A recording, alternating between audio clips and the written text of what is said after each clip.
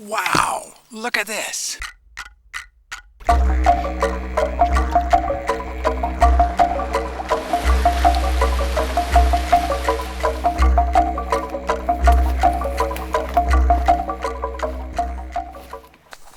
Hello, my name is Taylor Lockwood, and I hunt for, find, and photograph some of the most beautiful mushrooms in the world. And in this short program, I'm going to show you some of the basics of mushroom identification. Just like cats are in the kingdom of animals and trees are in the kingdom of plants, mushrooms are in the kingdom of fungi, and we call them the higher fungi to differentiate them from many other simpler groups. Just like flowers grow from plants with roots in the ground, mushrooms grow from mycelium in the ground, wood, or other habitat. There are thousands and thousands of different kinds of mushrooms, and now I'm going to show you how we tell them apart. All mushrooms reproduce from spores, and one of their most clear and obvious differences is where their spores are made. And although there are many different spore-bearing surfaces, the most common are gills, pores, and teeth. The reason they have these is to provide much more surface area on which or in which to grow their spores. The most common of these are mushrooms with gills. Notice that some mushrooms have very narrowly spaced gills with hundreds under their cap, and some have very widely spaced gills with just a few. Also, some mushrooms have radial lines or striations on the top of the cap which reveal the same pattern and number of the gills below. Some gills are forked, some are veined on the sides, and some are more like ridges than real gills. Also, how they attach to the stem, or as we say stipe, is an identification characteristic. Some are attached directly to the stipe, some are totally free, some are notched, and some go all the way down. We call these decurrent gills. There are many mushrooms that have pores under the cap instead of gills, and these include some of the best wild edibles in the world. Some of the pores are so wide you can easily see them, and sometimes they're so small that you can't see them at all. Some mushrooms have teeth like stalactites, but like gills and pores, their job is the same, to provide a lot of surface area for growing spores. But gills, pores, and teeth aren't the only places spores grow. Some grow them on the outside of the cap, some grow them totally on the inside, like puffballs and earth stars. There is an endless variety of ways that fungi have adapted to grow their spores. Like caps and whatever is underneath them, the mushroom stem or stipe is very important to mushroom identification. Some are thin and wiry, some are fat, some are decorated with distinctive patterns, some have a ring or skirt around them, and some mushrooms don't have a stem at all. There are certain kinds of mushrooms, namely some amanitas, that start out with a soft shell we call a universal veil and look more like an egg when they're young. This feature is important because it's found on some of the most deadly mushrooms on Earth. As the mushroom grows up, it breaks the universal veil and a very distinctive cup is left around the base. Now, I previously mentioned rings around a stem. I'll explain where they come from. Most amanitas, and many others as well, have a partial veil, which covers the gills or pores when the mushroom is young. As the cap grows and spreads out to release its spores, the ring breaks from the edge of the cap and is left hanging on the stipe like a skirt. There are also excellent edible mushrooms that have rings as well, so it's important to know about the many different kinds of rings, as well as other characteristics of mushrooms to be able to identify them correctly. In one of the families of pored mushrooms, the boletes, an important and common identifying characteristic is what we call staining or bruising. If you rub your fingernail over the pores or slice the mushroom with a knife, some species will stain different colors. Some stain quickly and some stain slowly. The color and reaction time are specific to the kind of mushroom and are very important in identifying it. Within a particular species, one of the least variable and most important characteristics of mushroom identification is the color of the spores. Although each single spore is too small for us to see, millions and millions of them together will show their colors. Occasionally you can see spore deposits below the cap, sometimes on the stipe, on the skirt, or on other caps below. But the most dependable way to check the spore color is by doing a spore print. You cut off the stem, Lay it on a sheet of paper or better yet aluminum foil, which will show all the colors of spores. Then cover it with something to keep the air movement still, and given a little time, you'll have a spore print. Now, when you want to get scientific about mushroom identification, you have to use a microscope and look at the spores as well as other features. There are many kinds of ornamentation on spores which are distinctive to groups or species, and their size and other features are very important as well. Now, on a larger scale, let's take a look at different habitats and how they affect what kind of mushrooms you might find. There's a saying, find the tree, find the mushroom. There are two basic reasons for this. The first has to do with the fact that recycling type or saprophytic mushrooms are often very specific to the type of vegetation that they will grow on. This is particularly true with certain morel mushrooms in dead or dying elm trees. Morels might be found around them when they start to lose their bark. Another reason is a symbiotic partnership between mushrooms and trees called a mycorrhizal relationship. The mycelium, or main body of the fungus, helps the tree by providing many times the absorption power of the tree's root system. In return, the tree gives the mycelium sugars to grow with, especially when it's time to produce mushrooms. They estimate that 90% of the vascular plants on Earth have mycorrhizal fungi partners to help them survive. And because of continental separation millions of years ago, many ecosystems like Australia's had their own evolutionary progression and developed many different kinds of animals, plants, and of course, many different kinds of fungi. Even within a country, state, or local area, there are mushrooms that grow specifically in particular habitats. For example, there are snowbank mushrooms usually found in the spring as the snow melts in the mountains. In other parts of the world, there are mushrooms that only grow out of termite mounds or anthills. Some morels fruit prolifically in forest burn sites, usually the next springtime after a fire. And there are mushrooms that only grow out of or on other mushrooms. Most fungi fruit in the fall, but even then they usually have a specific progression of arrival. Some show up right after the rain starts and some fruit later in the season. In areas that don't have a deep winter with freezing temperatures, mushrooms may continue growing well into the springtime. Their season and fruiting times are important identifying characteristics. Just like there are poisonous plants and animals, there are plenty of toxic mushrooms. This one, Amanita phalloides, is one of the most deadly mushrooms known. However, to those that don't know how to identify it, it may look like an edible. Now I'm going to show you how we identify a mushroom by all the features that I've been talking about. And keep in mind that I use the term should and almost a lot because mushrooms are highly variable. And when you're learning about them, you need to look at several in order to be able to learn them correctly. First, Amanita phalloides is a medium to large mushroom and can either grow in grassy areas or in the forest, but never on a tree. Next, they often have a greenish look to the cap, but they can vary from a brown color to almost white. The gills, when fresh, will be white or close to it, and the spores will also be white. If you can find them at the young button stage, they will probably look like an egg, with the universal veil completely covering them. And when they mature, they will almost always have a cup, the remainder of the universal veil at the bottom of the stem. But just as important, they should have a ring, the remainder of the partial veil around the stem or stipe. These features together spell danger, and if you find them on the same mushroom, you're probably looking at Amanita phalloides. And in eastern North America, all these same features on an all-white mushroom is likely to be the death angel, Amanita bisporigera. And when you know the poisonous ones, you can feel much more comfortable about identifying the edible ones. These points that I have talked about are just a few of the basics. There are many other identifying characteristics of mushrooms, and remember this: the mushrooms are some of the most beautiful life forms on Earth. They're very important to us and our environment, and their beauty and importance are just two more reasons to take care of our beautiful Earth.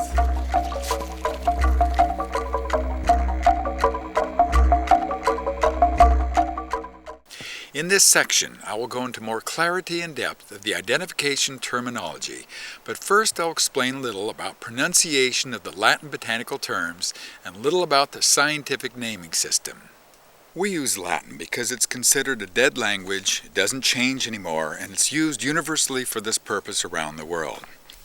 We call it Latin, but there's a lot of Greek in there. By the time the English language gets through with it, it doesn't sound much like either one. So don't be too concerned if you hear different pronunciations of the same thing. You are probably familiar with terms like the animal kingdom and the plant kingdom. Well, fungi has its own kingdom too, and a similar system of classification. The divisions, starting at the top, go like this: kingdom, phylum, class, order, family, genus, and specific. A comparison in geography would be continent, country, state, county, city, street, and house number. This system lets us know where we think a certain living being is on the biological, botanical, or mycological map. We're not going to get into all of these, but we do need to be familiar with a few. The species name is the genus and specific together, as in Felix domesticus, Homo sapiens, Pongo pygmaeus, Amanita pantherina, etc. Notice that the genus is always capitalized and the specific is never capitalized. And if you know the genus but you're not sure what the species is, or if it's unnamed, you just say SP. In the rest of this section, I will talk about the most important characteristics of typical mushrooms that you need to be aware of when you're in the field. We will get to the non-typical fungi later, but much of the terminology applies to them as well. When you find a mushroom, how would you describe it? If it is a typical mushroom, it probably has a cap and stem, but first determine whether it is fleshy and easily cut or broken, tough and leathery, or hard like wood. If it has a cap, or as we say, pileus, consider the shape. There are many different cap shapes, including funnel, convex, umbonate, cylindrical, conical, plane, uplifted, saddle-shaped, and others. Although any particular species can vary widely, we describe them in these terms according to their most likely appearance at a particular stage of their growth. So we would say that this Lacaria amethystina has a convex cap. Next, make a mental note of its size. Some can grow rapidly to become very large, and many are so small that they are difficult to see even when they are fully grown. If the mushroom has a cap, notice if it is smooth or it has some sort of texture to it. The texture and patterns can range from a soft velvet, like this Lactarius phalanx, to occasional squamules on this Pholiota squarosa, to being heavily ornamented, like this Chlorophyllum olivieri. Certain groups like Lactarius and polypores are sometimes ringed on the cap, or as we say, zonate. This is a Lactarius indigo. Its beautiful blue color, size, and zonate markings help make it easy to identify. Lactarius are also known as milk caps because they bleed droplets if their gills are cut when fresh. While you're looking at the cap, look for striations. Some species have them only around the margin of the cap like this Amanita, and some may be pleated or plicate like this Marasmius. There are also other groups that have ornamentation on the cap. This is a bolete called Strobilomyces phlocopus that has tufts of fibers that we call scales. If a cap looks wet or shiny, this can be an important identification characteristic. There are different levels of surface moisture that we describe as wet, sticky, viscid, subglutinous, and glutinous. If it has a cap, the next thing you need to determine is if the mushroom has gills, pores, teeth, or something else. If it has gills, are they widely spaced, close, or crowded? And look to see if the edges of the gills are smooth, serrated, or colored in some way. This is a Pluteus atromarginatus, and we call these colored edges marginate gills. And some, like Gomphus species and chanterelles, have ridges instead of gills, as in this example of Cantharellus cibarius. If it has pores, are they wide and easy to see or very minute? In part 1 I mentioned the boletes that have a cap and stem, are fleshy, meaning easily cut or broken, and have pores underneath the cap. There are a few different subgroups in the boletes. There is Pseuilus, usually having a ring or partial veil around the stem, Tylopolis, which have different colored spores, and Lexinum, which I'll mention soon in the section on stems. Also, some pores are arranged in various and distinctive patterns. For example, this is Gyrodon merulioides. There is a large group of fungi we call polypores, which include hard conchs, leathery bracket fungi, soft polypores, and many others. A lot of polypores exude droplets from their pore surface or cap. This can make them very photogenic and is also an identification characteristic. If it has teeth, it makes identification easy because there are not many mushrooms with teeth. These are in the genus Hericium. They grow on logs or trees but don't have caps or stems. If the mushroom has gills, how are they attached to the stipe? On Amanitas, Lepiotus, Agaricus, and others, the gills are usually free from the stipe. Pleurotus, chanterelles, Paxillus, and many others are usually decurrent, running down the stipe. Many mushrooms have gills that are attached directly, and some mushrooms have notched gills. These terms are simplified, but give you a good basic understanding of gill attachment. If the mushroom has a cap and stem, is the stem attached to the center of the cap or is it off to the side? We call these centrally stiped or centrally stipitate, and these are laterally stipitate. There are also many mushrooms that don't have a stem at all. But for the ones that do, the shape of the stem or stipe is very important to consider. In Amanita, Boletus, Cortinarius, and others, the stipes can have a very bulbous base, and on occasion they can be much larger than the cap. Besides bulbous, stipe shapes include equal, tapered upward, tapered downward, and branched. Ornamentation on the stipe can be just as distinctive to a particular species as the ornamentation on a cap. This is a Lexinum, and these scabers on the stipe make this genus usually very easy to recognize. The genus Boletus has many species that have some degree of reticulations on the stem, sometimes very heavy and sometimes faint. And like we saw in Part 1, many mushrooms have a ring or veil around the stipe.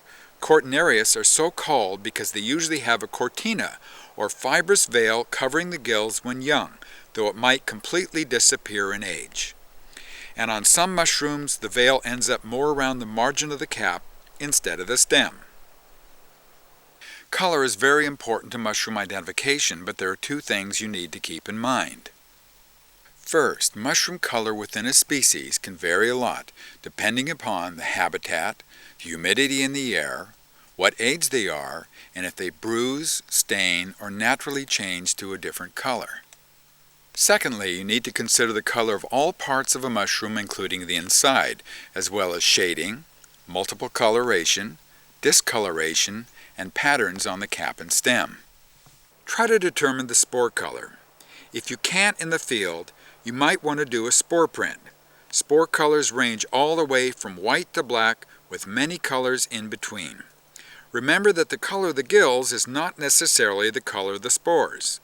The button mushrooms that are common in markets are usually Agaricus species, and like most others in that genus will have very light or pink gills when young that turn to chocolate brown when they mature. Mushrooms can be found singly or in groups, ranging from a few to thousands. Sometimes groups will be tufted and attached together at the base. We call this kind of grouping cespitose. Another aspect of mushroom identification is what they smell like. Some are very fragrant like exotic perfume, and some smell like household items like bleach, soap, or even lemon, cinnamon, or maraschino cherries. Cherry. Almond. Cucumber. In general, mushroom odor is different from one species to another with one big exception, the stinkhorns. They have a very pungent odor because they attract flies and fool them into spreading their spores. Habitat is very important as well. Recall my explanation about saprophytic and mycorrhizal fungi in Part 1.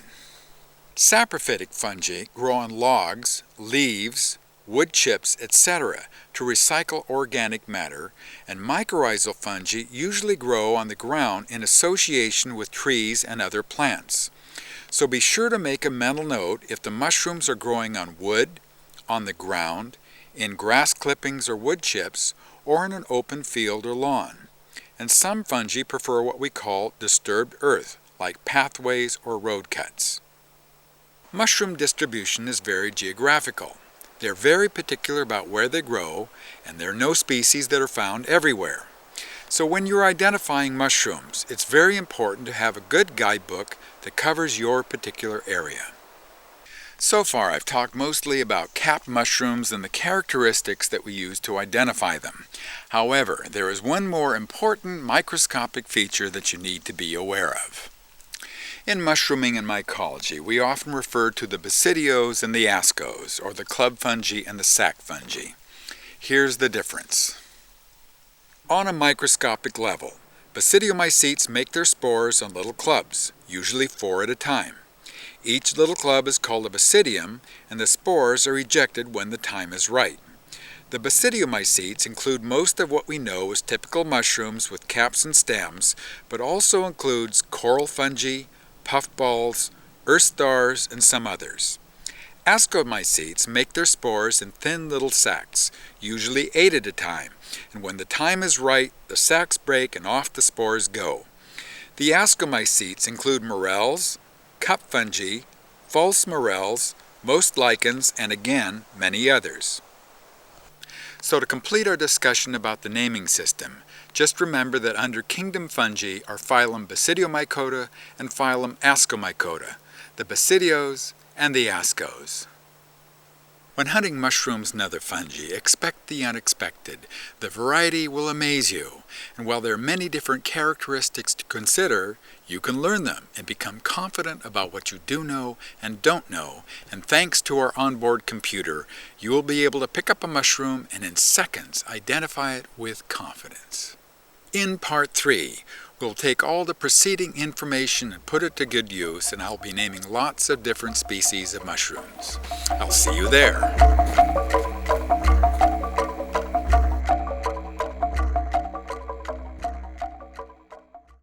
In this section, I'll use the terminology that we've covered, and I'll be talking about characteristics of sample species from most of the major genera of mushrooms and other fungi.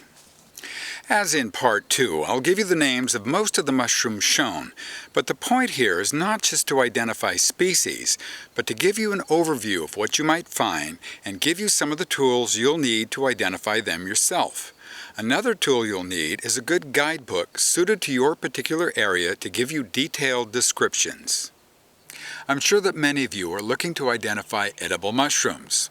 This video will help you a lot, but it's very important to realize that television and computer monitors vary widely in how they display colors. So don't eat a mushroom based solely upon what you see in any video or book for that matter. It's imperative that you have an experienced person show you with real mushrooms what is edible and what is not. That being said, let's go have some fun. There are many different genera, but it's not hard to learn and recognize a few of the most common ones. I'm now going to show you several, and until I tell you differently, all of the following have white or close to white spores. In Part 1, I talked a little about amanitas, and being as that they have some of the most beautiful, distinctive, and toxic mushrooms, I will start with them. Keep in mind that amanitas may be found singly or in groups, but are never cespitous. Also, amanitas are almost always on the ground and never grow on wood. This is because they are mycorrhizal with particular trees, and depending upon the timing and area, they can often be found by looking first for the kind of tree or other plant that they are associated with. Remember in Part 1 I talked about universal veils.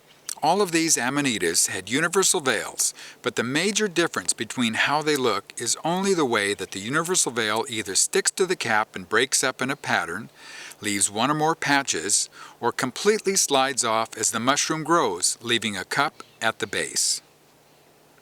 These pyramidal warts are remnants of the universal veil, and this is a good characteristic to help identify many amanitas. Also keep in mind that they can wash off in the rain, so what might look like a russula or something else from a distance could actually be an amanita. One aspect about amanitas that cannot be overstated is the caution about the poisonous ones. I believe that everyone should have a basic knowledge about them, and that includes teaching children as soon as possible to help prevent any poisonings of playmates, pets, and uneducated adults. This is a deadly Amanita ocreata, and even though it appears to have lost its ring, it still can be identified, and it's still deadly. This one, Amanita muscaria, is probably the most recognizable mushroom in the Western world, and here are some of its characteristics. It's a medium to large fleshy mushroom with white, free gills, a ring or annulus around the stipe, small patches of the universal veil on the cap, and the rest of the universal veil is firmly attached in concentric rings to a bulbous base. This is Amanita pantherina, and though similar to Amanita muscaria, it differs by having a brown cap, and the remainder of the universal veil makes a simple collar around an enlarged base. This one is Amanita franchettii, and while similar to the last two, differs by having yellow patches, veil, and stipe. These are Amanita lanei, and notice the skirts around the stipes and the patches on the caps. This is an Amanita button, and notice the universal veil totally covering the cap.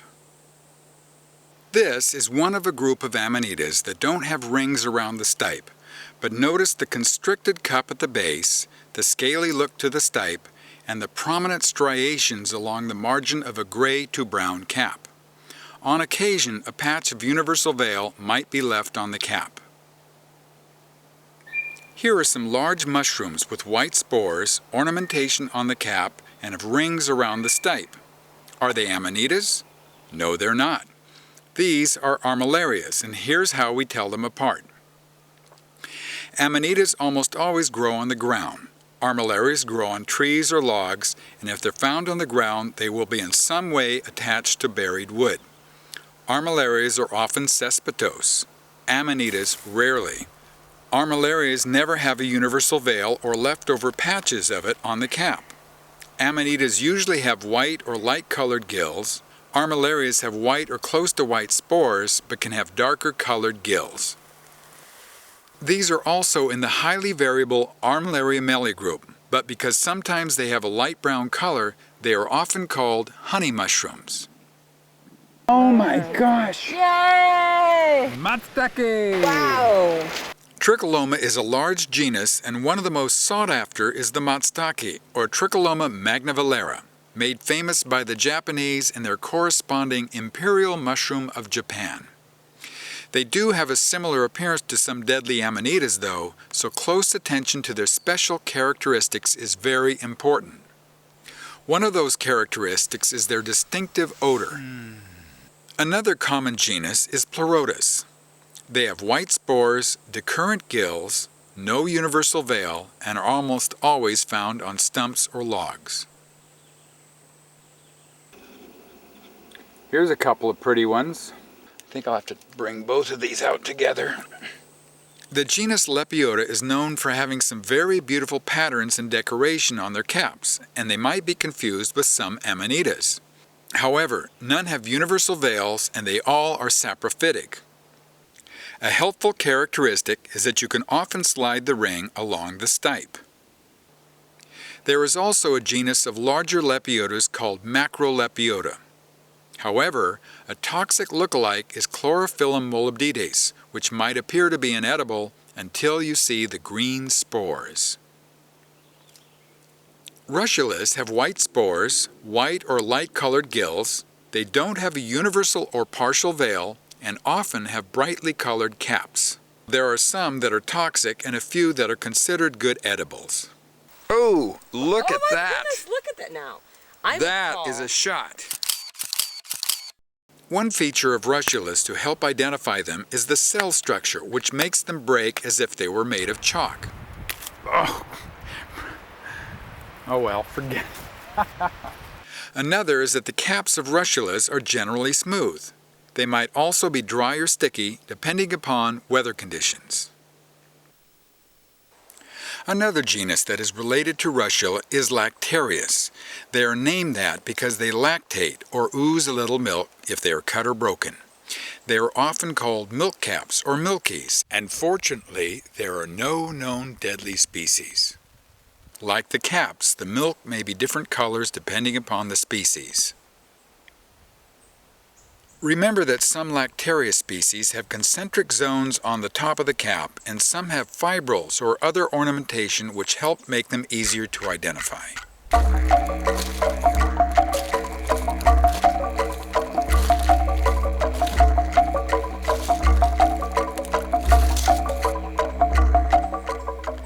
One of the most colorful groups is the genus of Hygrocebae. These are called the waxy caps because of the waxy feel if you rub the gills between your fingers. Like russula and Lactarius species, Hygrocebaes never have universal or partial veils, but are usually smaller in size. They often can be wet or viscid on the cap, and their bright colors make them very easy to find. Look at this Hygrocebae. Pink. Pink on the cap. Look at how long this type is. It's amazing. Mycena are white-spored smaller mushrooms, saprophytic on leaf litter, twigs, or logs, and can sometimes be found in the thousands. They are generally harder to identify and so small that there is little interest in eating them. These are Mycena capillaripes. Marasmius are also smaller saprophytic mushrooms, but they can be dried and revived with water and often have widely spaced gills. They are also very common in the tropics and can be very colorful and photogenic. These are Marasmius quercophyllus. They like to grow on oak and tan oak leaves.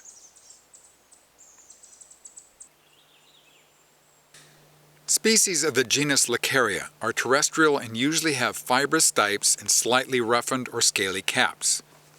This is Laccaria amethystio occidentalis, and it can be one of the largest Laccarias that you might find.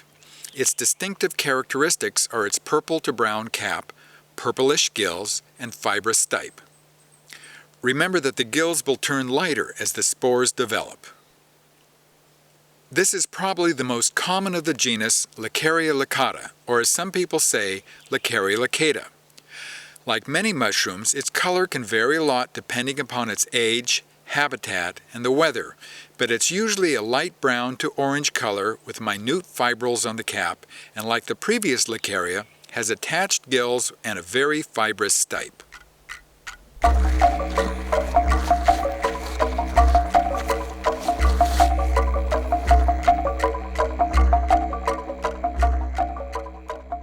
This is the famous golden chanterelle or Cantharellus cibarius.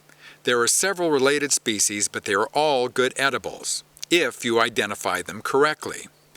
The most important identifying characteristic of chanterelles and some other similar genera is that they have ridges instead of real gills, so if you rub them, they shouldn't break off. Another is that they are terrestrial, so they shouldn't ever be seen growing out of a stump or log. Their ridges are also very decurrent, but there are some lookalikes that have decurrent ridges or gills, so we will take a look at those as well. These are Gomphus flacosus, and notice that their ridges are white and their caps are scaly and red or orange. Besides Gomphus flacosus, you might find Gomphus clavitus with violet or purple ridges.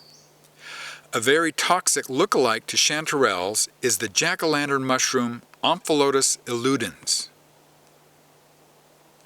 With one exception, all the genera that I have mentioned have white or close to white spores. Like I showed in part 1, you can often determine the spore color in the field without doing a spore print. Now I'll talk about mushrooms with other colors of spores. There are several genera that have pink or salmon-colored spores. One common and widespread mushroom that you might encounter is Pluteus cervinus, often called the deer mushroom or fawn mushroom. Notice that it has free gills and the gills are showing the color of the pink spores. These are Nolania sericea, and they have silky caps, dark pink spores, and their striate stipes are often slightly twisted. And here is an antheloma. Of course, no ring, no cup at the bottom, and you can almost see pink spores starting to form. Look at the gill attachment, fibrillose cap. This is Philotopsis nidulans, on wood, and notice that it's laterally stiped or laterally stipitate, gilled of course, and almost doesn't have a stipe at all. This is the green-spored Chlorophyllum molybdtes. This is the one that I previously mentioned that is poisonous and often mistaken for a Macrolepiota. Cortinarius is a huge genus with many species that are difficult to identify, but there are few dependable things about them.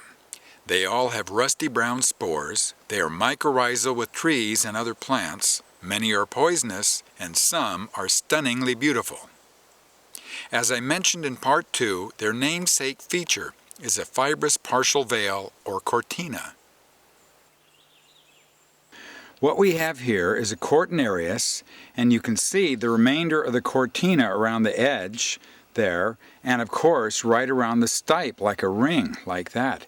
And it's got some spores, some brown spores on it. Cortinarius vanduzerensis, viscid cap, and a little remainder of the cortina. You can see some of the spores, look at this, right on the cap below the gills. Brown spores, of course it's got brown gills by now from all the brown spores. And look at the stipe, swollen at the base. Very distinctive as Cortinarius. These beautiful quartz are called Dermosobe phoenicius variety occidentalis. Here are some what they call fiber heads or inocybe. Let's take a look at one of these. And notice the fibrous nature of the cap. Another brown spored genus is Foliota. They are saprophytic and known for growing in large cespitose groups, having prominent squamules on their caps, and often having scales below their partial veil. And here we have a Paxillus atrotomentosus. Look at this beautiful brown velvety stipe and a light brown, very soft velvety cap. This is one big mushroom. All right, let's take a good look at this guy.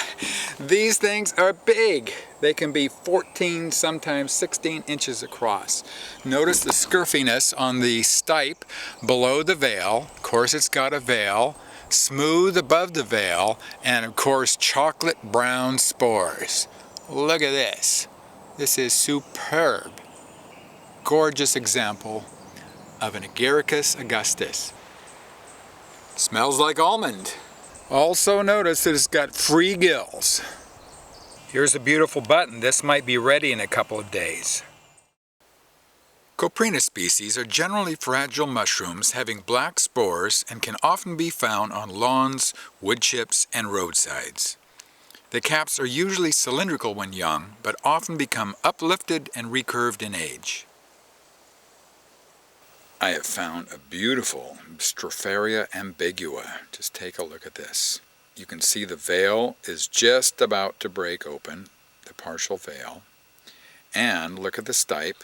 First, at the bottom we have remnants of the mycelium. And then look at the scurfiness of the stipe. Of course, I've handled it a little bit, but you can see the scurfiness there. This beautiful Stropharia aeruginosa has purple-brown spores and can be found in many parts of the temperate world. So far, I've been talking mostly about gilled mushrooms. For the rest of Part 3, we'll look at pored mushrooms, tooth mushrooms, lots of wild and wonderful ascomycetes, and more.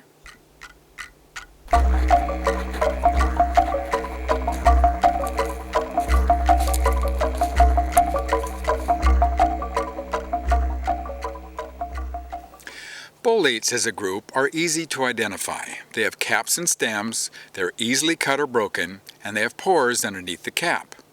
Identifying them to species is a little more complicated, so let's take another look at a common characteristic, staining or bruising. Well, here's a cute little boletus. You can see it's got a yellow stipe, and oh, look at that, it's already starting to bruise blue. Oh boy, it's stuck in there. Nice and solid, and an olive buff cap. Now watch. Just like that. Boletes can stain brown, blue, or another color, but it's important to check to see if they do. Like I mentioned previously, reticulations on the stipe are important to identification. However, they can be more prominent than you might expect, as on this Boletus aerius, or less so, as on this Boletus edulis. This is one of North America's most beautiful boletes, Boletus frostii. Be especially aware of red-pored boletes. Some of them are edible, though some are very toxic. Well, this is a Boletus mirabilis. Let's take a look at some of the features here. Number one, of course, the color. Nice, beautiful brown. Look at the fine, soft scales on the cap. Yellow pores. And look at the reticulations at the top of the stipe. Notice it doesn't stain. Straight stipe. Somewhat bulbous base. Boletus mirabilis. There are other genera in the Boletus group. These are Sewillis. Like all boletes, they will have pores, but they will usually have a partial veil and often have wet or viscid caps. There is also Lexinum, which generally don't have reticulations or partial veils on the stipe, but do have distinctive scales or what we call scabers. In Part 2, I talked a little about polypores. Now we'll take a look at some of the many different shapes and forms that they take. We'll start with the hard perennial shelf fungi commonly called conchs that are found on trees and dead logs. Like typical mushrooms, their spore-bearing surface is beneath the cap, but they can live for years and produce billions of spores. The conchs include species like Fomes fomentarius, the tinder conch, Ganoderma applanatum, also known as the artist conch, and Ganoderma lucidum, known for its medicinal qualities. There are also many smaller, leathery bracket fungi. This is Trametes versicolor, or turkey tails, which often grow in large, beautiful groups. There are also small, stalked polypores like Polyporus badius, Polyporus elegans, and others. One of the most sought after of the polypores is Graphola frondosa, which can weigh 50 pounds or more. Some others include Polyporus alveolaris and soft polypores like Latiporus sulphureus, the sulfur shelf, and Polyporus squamosus, commonly known as the dryad saddle. Like this? Yes. Ooh, isn't it beautiful? It's beautiful. Oh, it has teeth.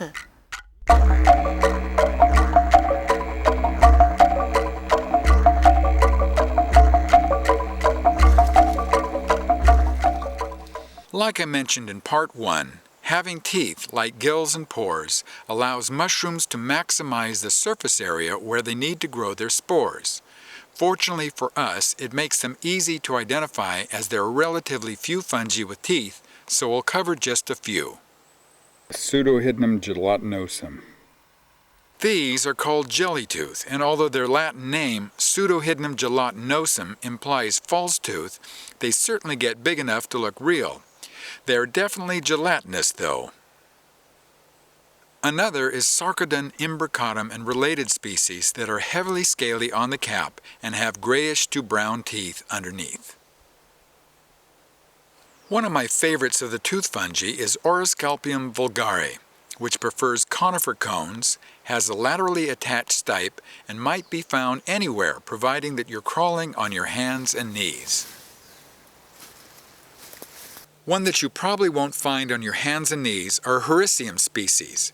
They grow on trees or downed logs and are so distinctive that they are easy to identify to genus. The coral fungi are basidiomycetes, come in beautiful colors, and are easy to identify as a group, but somewhat difficult to identify to species. For that reason, they are rarely picked to eat. Their spore-bearing surface is the skin of the branches, and they often make a lot of branches to make a lot of spores. You have been looking at Romeria eriospora, Clavicorona pyxidata, Clavaria zolingeri, and Clavaria vermicularis. This one is a Clavulina rugosa. There are also many non-branched finger fungi or fairy club corals. This is a Clavulinopsis laticolor. So far, all the fungi that I've been talking about have been basidiomycetes, mushrooms with caps and stems, and some others. Now I will add some ascomycetes, which have evolved many different shapes of fruiting bodies, and of course have become some of my favorite photography subjects. Nothing in the world of mushrooming in America causes more anticipation and excitement than one particular ascomycete genus named Morchella. If you live anywhere in the Midwest USA, you probably know about morels and the excitement of morel hunting season. This is all for good reason, as they are considered choice edibles, they're fun to hunt, often very fruitful and easy to identify. However, there are a few potentially toxic mushrooms considered false or mistaken morels that you need to know about if you want to hunt them. First, let's take a look at the real thing. These are morels. Notice that true morels have ridges and pits on their caps. They are hollow inside with a single chamber, and the edge of the cap is attached to the stipe. The ridges might be rounded when young, but become sharper in age. There are several different species of morels, but as long as they are the real thing, they are considered choice edibles. Now let's take a look at what might be mistaken for morels. These are Gyromitra species, and you can see that they have brain-like rounded folds, they're multi-chambered inside, and the caps are not tightly attached to the stipe. Many Gyromitras are considered toxic. This is a Gyromitra brunea, commonly called elephant ears. The same features apply, and it's not very morel-like. This Gyromitra infula is considered very toxic. Another genus that might be mistaken for morels is Helvella. They have irregularly shaped folds, they're multi-chambered inside, and the caps are not tightly attached to the stipe. You can see that when you look closely, these do not look like morels. And there are a couple of oddballs that you should be aware of if you're going to hunt morels. Those are Morchella semilibera, or half-free morel, and potentially toxic Verpa bohemica. Both of these have caps that are free from the stem or stipe. And remember, never eat any mushrooms unless you have an experienced person to confirm their identity for you. And in time, you can become that experienced person too. Another great group of ascomycetes, though certainly not known for edibles, are the pizizes. These have many different shapes, but are generally cup-shaped, disc-shaped, or wavy little sheets of spore-bearing surface. These are what we call orange peel, or Alluria aurantia. This Ernulacriterium fruits in the spring. A few other pizizes you might find are Humeria hemispherica, Piziza violacea, and Alluria renana. This last group of fungi are not put here as ascos or basidios, but mostly because of their unique, wild, and varied shapes. In it, I will include clubs and tongues, puffballs and earth stars, jelly fungi, stinkhorns, myxomycetes, cordyceps, and others. Let's start with the earth tongues. This is one of the more common black varieties called Trichoglossum hirsutum. These are Microglossum viridae, which literally means little green tongue, and they are a rare and wonderful treat if you find them. And there is also a yellow variety called Microglossum rufum. And these are fairy fans, or Spathularia velutepace. Here are some larger club-shaped fungi. This is Clavariadelphus truncatus, or truncatus as some say, and this is Clavariadelphus occidentalis. Here we have some jellyheads, in Latin called Laotia lubrica. There is also a green-headed variety. This is Laotia viscosa. There is a large group of fungi called cordyceps that usually parasitize insects, so if you find one of these, it might have fruited from a larva in the ground. There are other parasitic fungi we call hypomyces that grow on other mushrooms. These were probably russulas that became totally covered with this Hypomyces lactiflorum. There is a small group of what we call bird's nest fungi that form little spore packets that splash out of a nest-like cup in the rain. There are three main genera: Nidula, Crucibulum, and Cyathus. Not yet! First, I want to show you some myxos, or myxomycetes. This is how you'd find them on a log. They're really small but beautiful when they're ripe. This one is called Hemitrichia colliculata, and this blue one is called Badhamia utricularis. And this is Auricularia auricula, and it's popular in Asian cooking. This is Phlogiodus helveloides, and this is Tremella mesenterica, or witch's butter. I wouldn't eat it though. Let's go find some puffballs. There are many kinds of puffballs, earth balls, and earth stars. They are what we call gastroid fungi and make their spores inside them instead of outside like most mushrooms.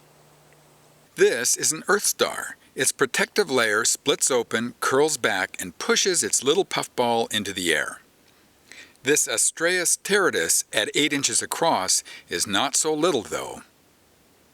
And here is something very different called staghorn or candlesnuff fungi, in Latin Xylaria hypoxylon, and these are white spores coming off tough little black antlers. And now it's time for the stinkhorns. Stinkhorns hatch out of little eggs that are attached to a log, stump, or buried wood. They usually don't smell that bad, but when they do, they smell terrible. They can expand from their egg in a few hours or less. And now it's time for your quiz. Try to name the genus and/or common name of the following 8 mushrooms.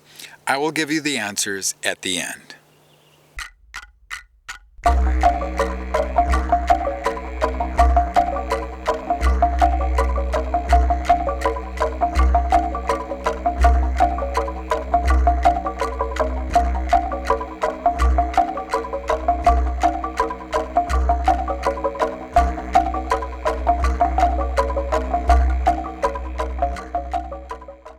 And the answers are Boletus, Boletus mirabilis, orange peel, Alluri aurantia, turkey tails, Trametes versicolor, earth stars, Geastrum minimum, chanterelle, Cantharella cibarius, fiberhead, Inocybe sororia, Gomphus flocosus, false chanterelle, and a beautiful Lacaria amethystina.